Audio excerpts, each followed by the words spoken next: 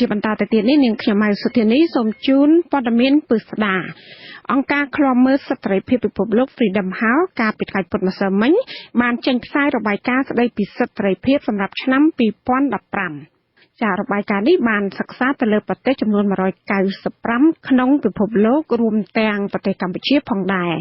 អង្គការនេះសិក្សាផ្ដោតលើផ្នែកសំខាន់ចំនួន3រួមមានសិទ្ធិសេរីភាពនយោបាយនិងសេរីភាពផ្នែកបរិវត្ត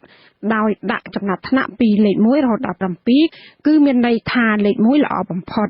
ឬមានសេរីភាពពេញលេញចំណែកឯលេខ7គឺអាក្រក់បំផុតឬគ្មានសេរីភាពទាល់តែសោះអង្គការនេះក៏បានដាក់ចំណាត់ថ្នាក់ឲ្យកម្ពុជាចំពោះផ្នែកសិទ្ធិសេរី